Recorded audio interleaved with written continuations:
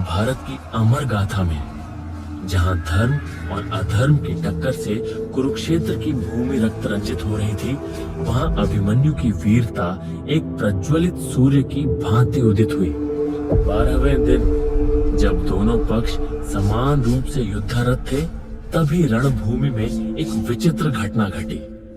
अर्जुन पुत्र अभिमन्यु ने अपने अग्न्यास्त्र बाण से दुर्योधन को अग्नि के प्रचंड घेरे में कैद कर लिया। कौरव कुल का राजा दुर्योधन उस अग्नि चक्र में तड़प उठा। उसका अहंकार चूर चूर होने लगा। तभी अभिमन्यु ने एक और बाण छोड़ा और वह बाण दुर्योधन को निर्वस्त्र कर गया। लज्जा से व्याकुल दुर्योधन का शरीर कांप उठा, मानो सभा भवन में द्रौपदी के वस्त्र हरण की स्मृति पुनः जीवित हो उठी हो। अभिमन्यु ने व्यंग्य करते हुए कहा, काकाश्री, यह मेरी माता के साथ हुए अन्याय का प्रतिशोध है। वस्त्र हरण के बदले वस्त्र हरण। संध्या का समय आया। युद्ध थम गया और दुर्योधन के कानों में निरंतर गूंजती रही वही वाणी, वस्त्र हरण के बदले वस्त्र हरण के बदले वस्त्र हरण। क्रोध की ज्वाला दुर्योधन के हृदय को भस्म कर रही थी। उसी क्षण उसका कपटी मामा शकुनी अपनी विषैली बुद्धि और कुटिल मुस्कान के साथ आगे आया। वह जानता था अभिमन्यु केवल अर्जुन का पुत्र ही नहीं, बल्कि पांडवों की ढाल बनता जा रहा है। यदि उसे किसी प्रकार मार गिराया जाए तो युद्ध का पलड़ा कौरवों की ओर झुक सकता है। किंतु कौन जानता था कि धर्म स्थापना का यह महायुद्ध 13वें दिन शकुनी की कपटपूर्ण चालों से कलंकित हो जाएगा और महाभारत का इतिहास एक काले अध्याय से सदा सदा के लिए रंग दिया जाएगा। कुरुक्षेत्र का 13वां दिन प्रभात का समय था। पांडवों के शिविर में अचानक एक संदेशवाहक दौड़ता हुआ आया। उसने आर्त स्वर में कहा, राजन, त्रिगर्त राजा सुशर्मा और उसकी विशाल सेना ने आक्रमण कर दिया है। वे राजकुमार धनुर्धर अर्जुन को ललकारते हुए पश्चिमी मोर्चे पर घुस आए हैं। सुशर्मा की चुनौती सुनकर अर्जुन ने गांडीव उठाया और गर्जना करते हुए बोला, यह त्रिगर्त राजा मुझे क्या रोकेगा? यदि वह हमारा प्रतिद्वंद्वी बनना चाहता है तो मेरे बाण उसकी प्रतीक्षा कर रहे हैं। कृष्ण, जो अर्जुन के सारथी थे, सब जानते थे, किंतु विधि के विधान के समक्ष मौन थे। जैसे ही अर्जुन और माधव रणभूमि से दूर हुए, कौरव सेनापति द्रोणाचार्य ने अपनी माया रची। उन्होंने एक महानास्त्र छोड़ा, चक्रव्यूह। यह कोई साधारण युद्ध रचना नहीं थी। यह था एक घूमता हुआ पद्म, एक चक्करदार चक्र जिसमें 7 परतें थीं, 7 द्वार। प्रत्येक द्वार पर एक महायोद्धा अपनी विशाल सेना के साथ तैनात रहता। इस व्यूह का नियम था, जैसे ही कोई वीर पहले द्वार में प्रवेश करता, वह द्वार पीछे से बंद हो जाता और सामने नया द्वार खुल जाता, लेकिन पीछे लौटने का कोई मार्ग नहीं रहता। इस रहस्य को भेदने वाला केवल अर्जुन ही था। परंतु नियति की विचित्र लीला देखिए, ये ज्ञान अर्जुन के पुत्र अभिमन्यु तक भी पहुंचा, किंतु अधूरा।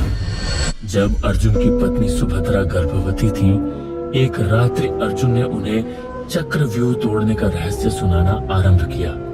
माता के गर्भ में पल रहे अभिमन्यु ने, जो अब भी जन्मा भी नहीं था, उस कला को सुन लिया कि कैसे चक्रव्यूह के 7 द्वारों को तोड़ा जा सकता है।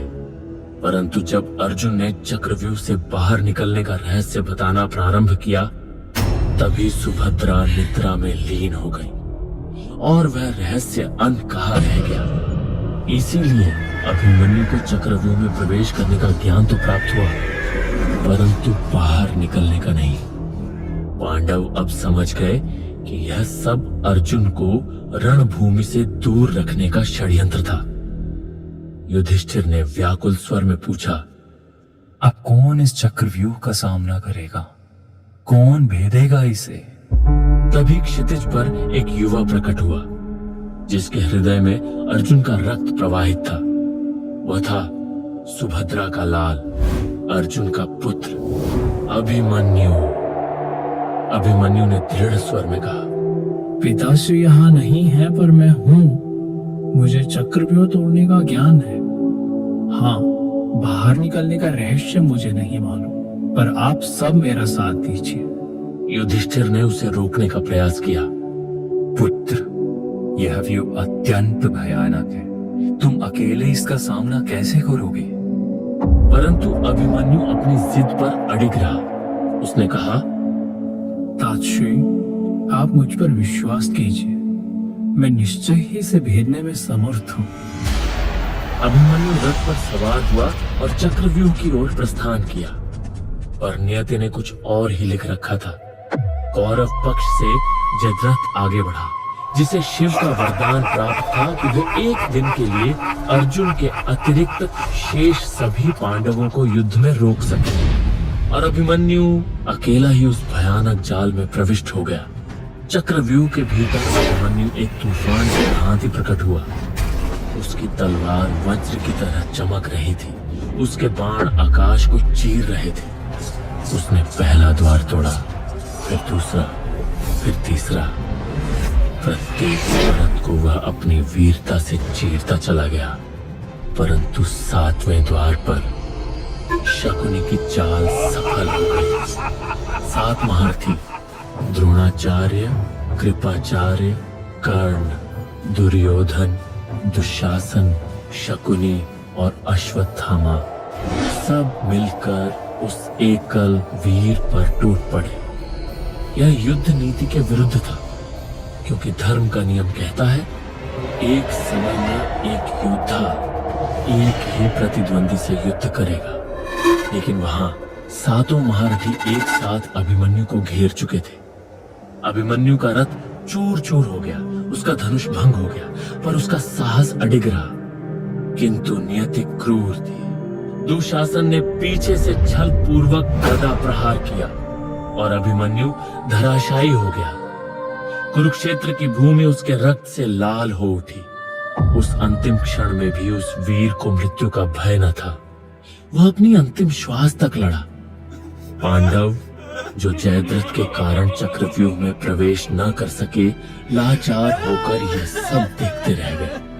अपने अंतिम क्षणों में अभिमन्यु ने कमजोर पड़ते स्वर में कहा, पिताश्री से कहना मैंने उनकी अनुपस्थिति का आभास शत्रुओं को नहीं होने दिया। मैंने अंतिम श्वास तक युद्ध किया। माता द्रौपदी से कहना मैंने उनके अपमान का प्रतिशोध लिया। मैंने काका दुर्योधन को रणभूमि में निर्वस्त्र किया।